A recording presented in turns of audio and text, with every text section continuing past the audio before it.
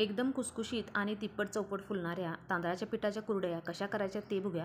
पण त्याआधी चॅनेलवर जर नवीन असाल तर अशाच सिंपल रेसिपी बघण्यासाठी चॅनेलला नक्की सबस्क्राईब करा आणि व्हिडिओ शेवटपर्यंत नक्की बघा, कारण यामध्ये मी पाण्याचे परफेक्ट प्रमाण सांगितलेले आहे, त्यामुळे व्हिडिओ शेवटपर्यंत नक्की बघा। चला तर मग पटकन रेसिपीला सुरुवात करूया।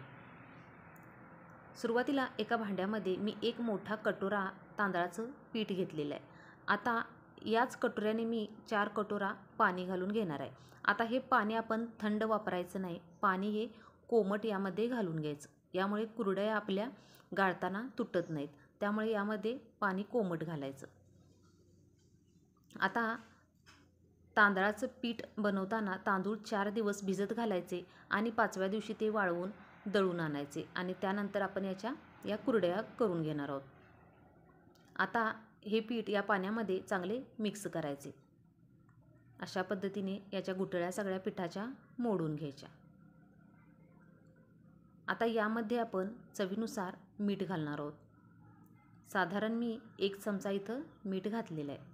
आता हे मीठ या पिठामध्ये चांगलं मिक्स करून घ्यायचं। पीठ करताना पाणी अजिबात थंड वापरायचं नाही, पाणी हे कोमटच करून घ्यायचं। आता हे भांडं आपण गॅसवर गरम करायला ठेवणार आहोत। आता सुरुवातीला मी गॅस फुल्ल करणार आहे। आता इथं मी अशा पद्धतीची ही लाकडी रवी वापरणार आहे, कारण पीठ आपल्याला व्यवस्थित हे मिक्स करता येईल, म्हणून मी अशा पद्धतीने लाकडी रवी वापरलेली आहे। तुम्ही स्टीलचा एखादा चमचा देखील वापरू शकता। आता हे पीठ सतत हलवत राहायचं, कारण या पिठाच्या गुठळ्या होऊ शकतात, त्यामुळे याला कंटिन्यू असं हलवत राहायचं। जर तुम्ही हलवायचं मधीच बंद केला तर याच्या गाठी होऊ शकतात आणि आपली कुरडई व्यवस्थित पडणार नाही, त्यामुळे याला एकसारखं असं सतत हलवत राहायचं। जवळजवळ 4 ते 5 मिनिट झालेले आहेत आणि तुम्ही बघू शकता की हे पीठ आपलं थोडं घट्ट होत आलेलं आहे। याला असंच एकसारखं हलवत राहायचं। जर तुम्ही एखाद्या मोठ्या भांड्याने पीठ घेणार असाल तर त्याच भांड्याने 4 भांडी आपण कोमट पाणी घ्यायचं। हे पाण्याचं प्रमाण अगदी परफेक्ट आहे, आपल्याला अजिबात एक्स्ट्राचे पाणी यामध्ये लागत नाही। 1 भांड्यासाठी 4 भांडे पाणी घालायचे। आता जवळजवळ 15 ते 20 मिनिट झालेले आहेत आणि आपलं हे पीठ थोडं शिजत आलेलं आहे। याला सतत असं हलवत राहायचं, नाहीतर याच्या गाठी होऊ शकतात, त्यामुळे एकसारखं याला हलवून घ्यायचं।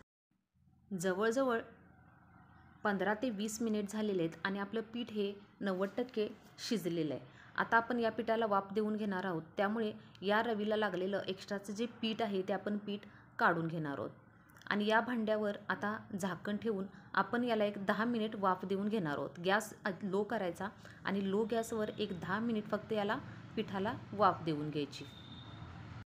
10 मिनिटानंतर झाकण काढून पुन्हा हे पीठ अशा पद्धतीने चांगलं मिक्स करून घ्यायचं। तुम्ही बघू शकता आपल्या पिठाची अजिबात गाठ झालेली नाही, आपलं पीठ हे अगदी एकसारखं झालेलं आहे आणि चांगलं शिजलेले देखील आहे। आता आपण याच्या कुरडया गाळून घेणार आहोत। गॅस बंद करायचा आणि त्यानंतर अशा पद्धतीने याच्या कुरडया आपण गाळून घेणार आहोत। तुम्ही बघू शकता आपली कुरडई तुटत नाही, अजिबात एकसारखी आपली कुरडई पडते, म्हणजे आपलं पीठ हे चांगलं शिजलेलं आहे। इथं अशा पद्धतीने मी या कुरडया घालून घेतलेल्या आहेत।